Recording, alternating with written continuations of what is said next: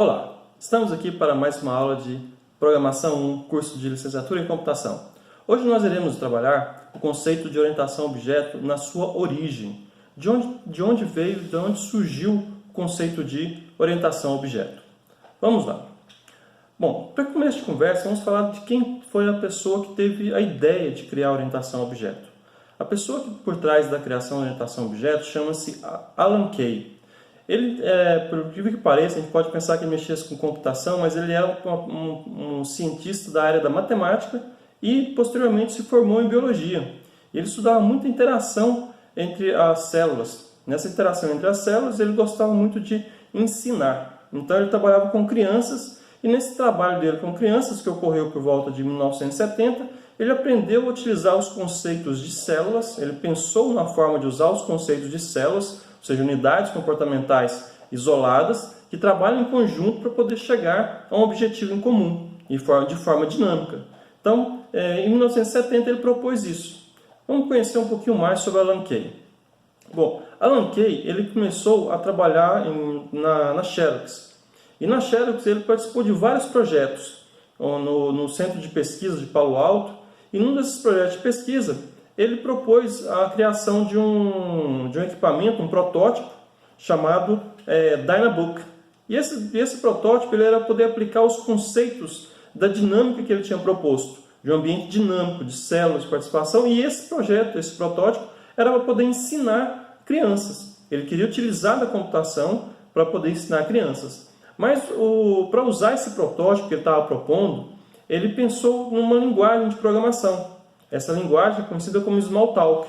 Foi a primeira linguagem de programação orientada a objeto, onde eram utilizados os conceitos de células, ou seja, de unidades comportamentais, com características e comportamentos que poderiam interagir entre si para chegar num objetivo maior.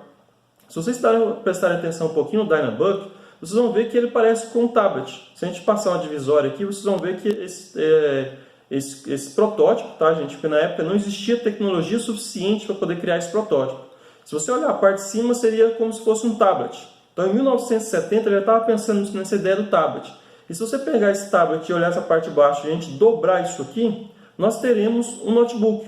Só porque, para 1970, esse conceito era muito avançado e não tinha ainda tecnologia suficiente para se criar esse protótipo. Então, ele ficou apenas em protótipo. Apesar de bonitinho, bem acabado, sim, era apenas um protótipo.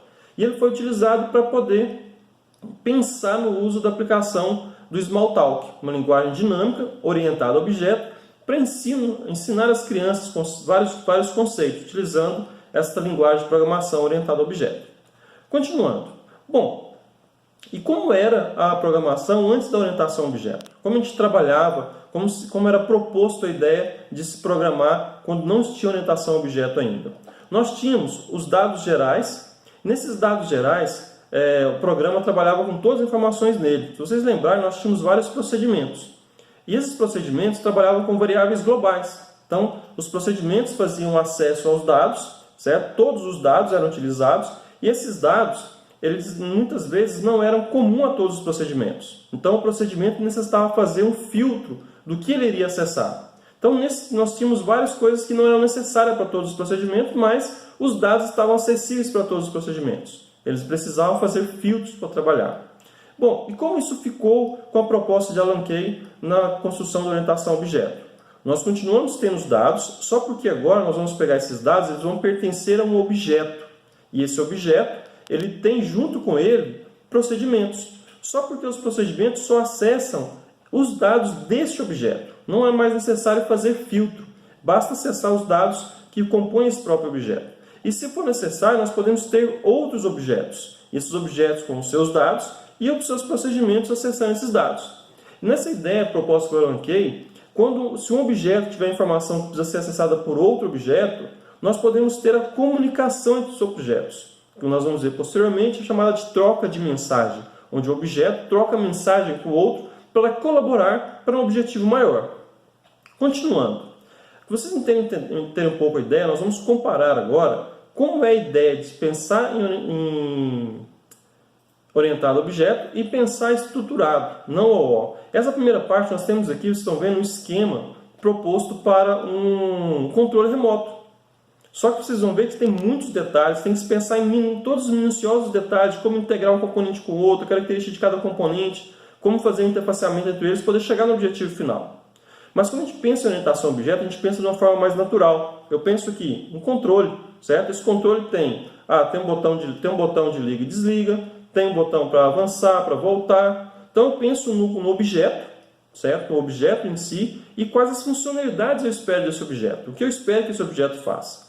Esse modelo de pensar torna as coisas mais naturais. Nós pensamos na orientação a objeto pensando em objetos, que é aquilo que a gente tem no nosso dia a dia, sem ter complicações sobre isso. Sem pensar em detalhes de implementação, mas sim nas funcionalidades esperadas de cada objeto. Continuando. Atualmente, nós temos várias linguagens de programação que suportam os conceitos de programação orientada a objeto, sendo que algumas linguagens não são ditas orientadas a objetos, mas são ditas que elas suportam o conceito de orientação a objeto. A primeira linguagem que nós temos aqui, o C++, é basicamente o primeiro derivado do paradigma de programação orientada a objeto, depois do Smalltalk, onde ele passou a implementar os conceitos de orientação a objeto. O Java, que é hoje uma das linguagens mais utilizadas de programação orientada a objeto, sendo que essa linguagem ela é orientada a objeto, mas também tem algumas características de procedural e imperativo. O PHP também é baseado, Python, Ruby, Visual Basic e C#. São todas linguagens que suportam. Atualmente, gente, praticamente todas as linguagens de programação modernas suportam os conceitos de orientação a objeto. Ok? Bom, vamos falar então, já que a gente falando tanto que a orientação a objeto é bom e pode nos ajudar de várias formas, eu quero elencar para vocês as vantagens de se programar utilizando o paradigma orientado a objeto. E para ajudar nisso aí, eu trouxe uma palavrinha que eu peguei de um colega que faz alguns vídeos, o Guanabara. Ele propõe a palavrinha comer nada. Essa palavra, as primeiras letras aqui, vão trazer para a gente as vantagens, tá, da orientação a objeto, para ficar fácil vocês memorizar. Vamos ver lá. Bom, a primeira do comer nada, a primeira palavra que nós vamos destacar é o C. O C de confiável. Tá? Vamos ver o que diz essa vantagem. O isolamento entre as partes gera software seguro. Ao alterar uma parte, nenhuma outra é afetada. Aqui nós temos, gente, o segredo da orientação a objeto que torna possível realmente o reaproveitamento, torna possível a produtividade que a gente tem com a orientação a objeto, porque ela é confiável. Sem nós pegarmos aqui o controle remoto, tá? O controle remoto ele tem pilhas. Tá? Eu posso pegar esse controle remoto, posso tirar essas pilhas, colocar outras pilhas que o controle continua funcionando do mesmo jeito. Isso é o que a gente propõe para a orientação a objeto. Eu tenho partes, e essas partes elas funcionam isoladas. Então eu posso substituir uma parte e colocar outra, que o total não deixa de funcionar, porque ele é confiável. Okay? Bom, um exemplo, coloquei o controle remoto, a outra letra do comer nada é o O, de oportuno. E o que vem a ser oportuno em orientação a objeto? Ao dividir tudo em partes, várias delas podem ser desenvolvidas em paralelo. Esse aqui, a gente vai citar mais uma vez o exemplo do controle remoto, gente. É tão interessante quando a gente trabalha com orientação a objeto, que essa vantagem de ser oportuno, eu posso pegar esse objeto, mais uma vez, o controle remoto, e dividi-lo em partes. Nós já falamos sobre o primeiro exemplo, pegar ele e dividir as pilhas. Eu posso tirar as pilhas desse controle remoto, vamos ver aqui. Tá? Então, eu tenho as pilhas e o controle remoto. Eu posso dividir essas partes, entregar as pilhas para um desenvolvedor, cuidar da implementação, e entregar o controle para outro desenvolvedor e que ele complete a programação dessa parte. Eu posso pegar esse mesmo controle e dividir em partes menores, onde eu poderia dividir a questão do laser ser desenvolvido por um conjunto de equipes, os ponteiros, as teclas serem desenvolvidos por outras pessoas. E como ele é oportuno, essas partes trabalham isoladamente, elas podem ser desenvolvidas separadamente. E ao serem desenvolvidas separadamente, nós podemos ter o reaproveitamento desses componentes. Okay? Então, tendo o reaproveitamento dos componentes, nós vamos ter o objeto no final completo e funcional, mesmo tendo sido desenvolvido por partes distintas. Então, isso é oportuno. Eu posso pegar o trabalho, que é um trabalho grande, dividir em partes menores e cada um trabalha na sua parte isoladamente. Como ele é confiável, cada parte é isolada, ela tem suas responsabilidades, funciona bem. Ao que eu juntá-las novamente, elas irão trabalhar em harmonia. A outra, nós temos o M, de manutenível.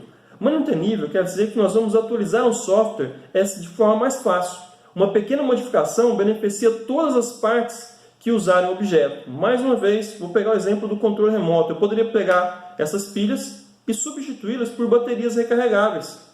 E o controle continua funcionando da mesma forma, porque ele é manutenível. É fácil de dar manutenção, onde a parte pode ser trocada e o todo continua tendo a mesma funcionalidade, funcionando da mesma forma. Bom, e o E? O E é de extensível. O que diz extensível? O software não é estático, ele deve crescer e permanecer útil. Mais uma vez, o exemplo do controle remoto. Nós podemos pegar este controle remoto e acrescentar, por exemplo, novas funcionalidades, sem perder as funcionalidades já existentes. Eu posso pegar aqui e colocar mais um botão, por exemplo, para poder colocar a tela em negro. A tela, durante a apresentação, tudo em negro, tudo no escuro, em blackout. E as demais partes continuam funcionando. Ela é extensível, eu posso aumentar as características, as responsabilidades daquele objeto, sem perder as características anteriores. Continua sendo confiável, oportuno, manutenível e extensível. Posso criar novas funcionalidades. E o R de reutilizável. Podemos usar objetos de um sistema que criamos em outro sistema. Exemplo, mais uma vez, pegar novamente aqui o controle para falar para vocês. Esse controle é um controle de passar apresentações. Ele foi feito, eu posso utilizá-lo em um computador, mas posso reutilizá-lo também em um data show que suporte o controle remoto. Então, posso utilizar esse controle remoto em um data show. Ou seja, estou reutilizando este objeto em outro sistema, que não um computador. E o último, e mais importante quando a gente fala de orientação a objeto, é natural. É mais fácil de entender. Você se preocupa mais na funcionalidade do que nos detalhes da implementação. Então, mais uma vez, quando eu pego o controle remoto, o que eu espero dele é que ele funcione para poder passar os slides, voltar os slides, usar a ponteira laser para poder fazer o movimento laser, certo? Isso é natural falar sobre isso. Quando eu falo sobre um controle remoto, pensando nas suas funcionalidades e não apenas em como funcionam os detalhes dessa implementação. Então, nós temos lá as vantagens da orientação a objeto.